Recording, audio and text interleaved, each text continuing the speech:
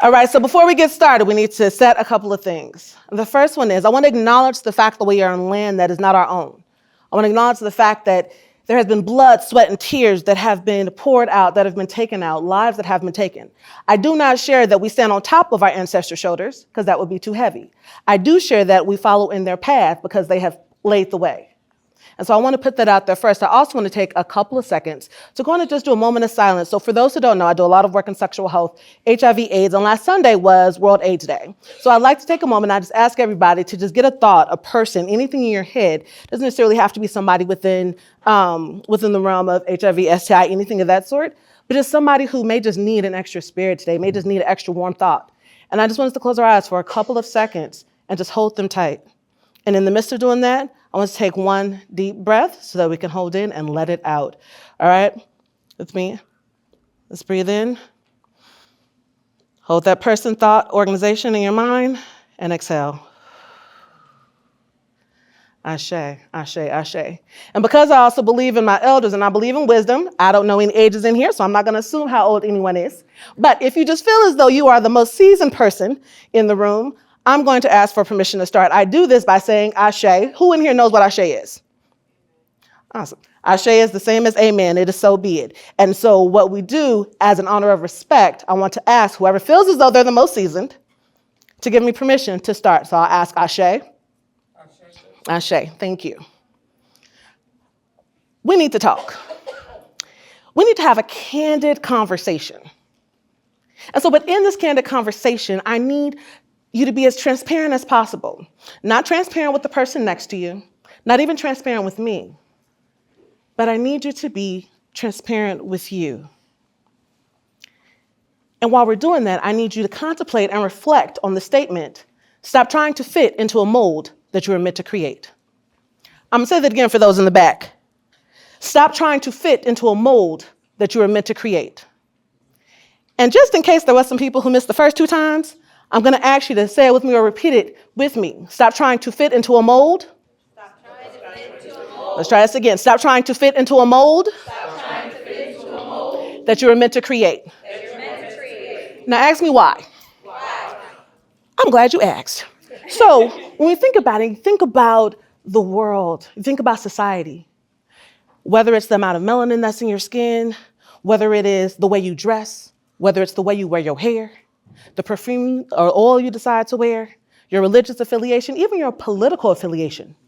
Society already has a box that they want to put us in.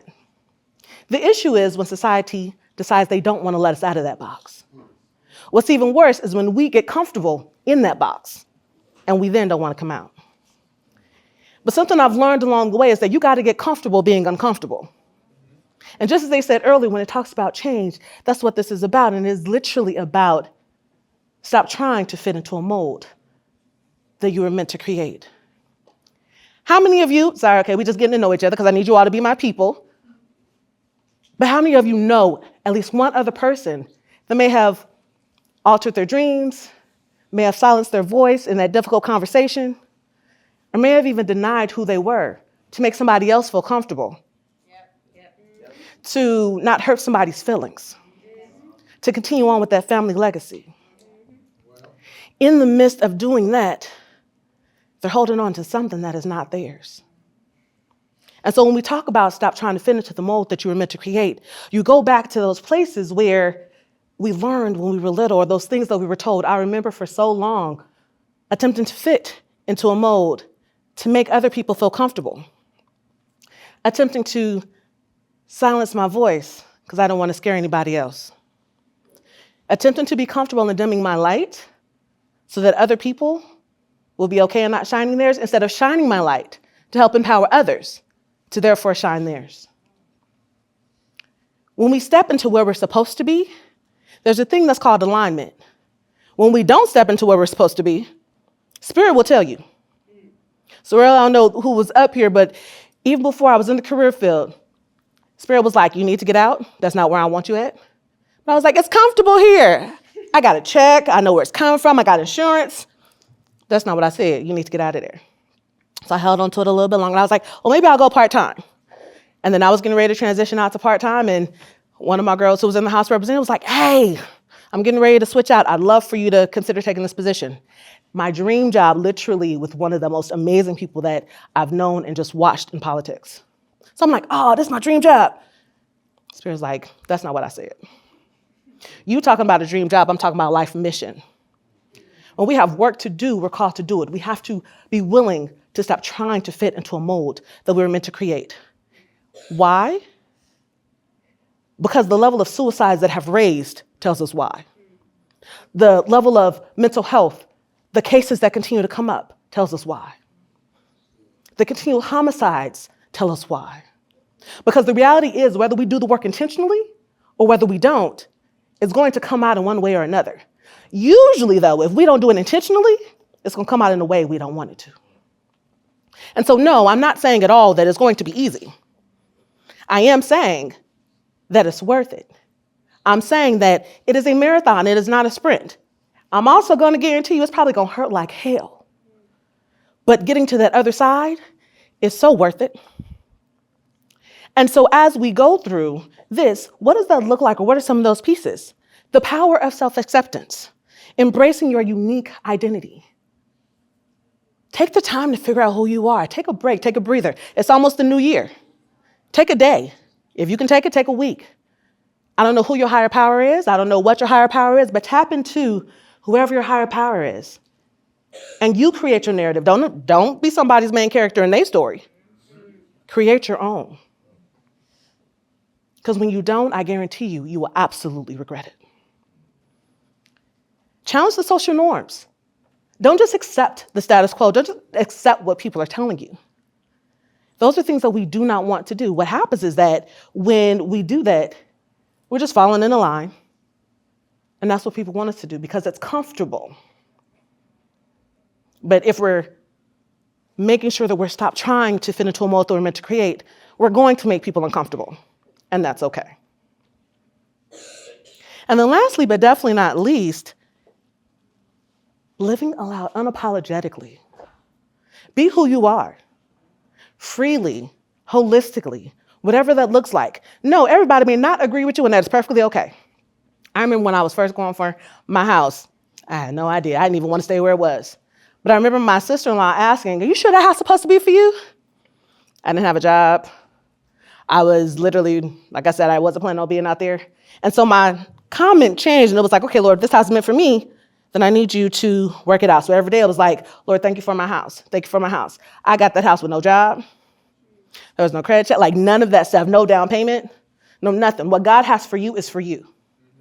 When we try to step into these molds, that's when we miss out on the blessings that are there for us. I want to put this in another perspective, and I want you all to think about this as I'm finishing out. And I want you to think about those molds that you yourself are either thinking about, have attempted to fit into, or are currently struggling with. You know, like that feeling that you got in the deep seat of your stomach, that conversation you need to have, that adjustment that you need to make. Now, I don't work in the career field, but I'm not telling nobody to go quit their job. What I am saying is that figure out what that is for you and move forward with it. So I want to leave you all with these words, and I just want it to resonate as we continue to contemplate. Stop trying to fit into a mold that you were meant to create. To be me when I speak is to what we agreed, but which me today do I really want to be, or even more so, which me are you really even ready to see? For I can be that young woman that you want me to be, but does that include the reality of he being with me while I'm fighting the desire to be with she? Or vice versa? No, but they can't include the perceived habit of my tattoos or my piercings or my sexual acts of promiscuity. And what's monogamy? Misunderstood because I don't see or know or have been told of my true inner beauty. Or the fact that I was stripped of my innocence at an age so tender. It is my flirtatious ways, stripping days and host acts that everyone remembers, but that's no excuse. For to be me when I speak is to what we agreed in the mathematical equation, two's company and three's a crowd. It was mama, daddy, cousin, and uncle all trying to get a piece of me when no one else was around. But I quote unquote had an attitude when I wanted to be alone because I was being rude. But that's no excuse. For to be me when I speak is to what we agreed, and do I expect you to understand that while in church hearing about the man who has the master plan, that my mind constantly wonders on how that black or how that blitz is going to do the trick and give me a mental fix for out of my house I was just kicked, and I pay some of the bills. But that's no excuse. For to be me when I speak is to what we agreed, yet when I say I do, Is it meant for me to fall to my knees? Understanding, yes, that two become one, but am I supposed to accept mental, physical, emotional, sexual, financial abuse all in the name of the Son? Well, people are constantly turning their heads saying it's not in their beds, but when 911 is called on that fateful day, oh, I just knew something horrible was going to happen, even with the paper trail is what they say, but now it's too late. Get your support, help, or encouraging words could have helped us choose a different fate, but now I'm doing twin plus abstain. Because it was he, she, or I on that day that would die, and I just blacked out and saw red. I can't even lie. But that's no excuse, because I'm the one who called the cops. So to be me when I speak is to what we agreed, yet to have a drink, yet go to and help out in church is wrong indeed. Because the hurt inside me no one sees. As I wash it away, the facades put on day by day because I was always considered a disgrace. Wrong height, color, voice, profession, musical lesson. Wrong voice, partner choice, too high-strung and menacing, or too out the box and sensitive. So do I look the same as when I started out? Did you close your ears because you're not ready to hear what I'm talking about? But this is me in times 3 because the Father, Spirit, and Son got this one. And they help prepare me for the Master's plan. For to be me when I speak is to what we agreed. For to be me when I speak is to what we agreed. For to be me when I speak is to what we agreed. And the truth is, these are all realities. I just don't know which one is you, like you don't know which one is me. Blessings. And stop trying.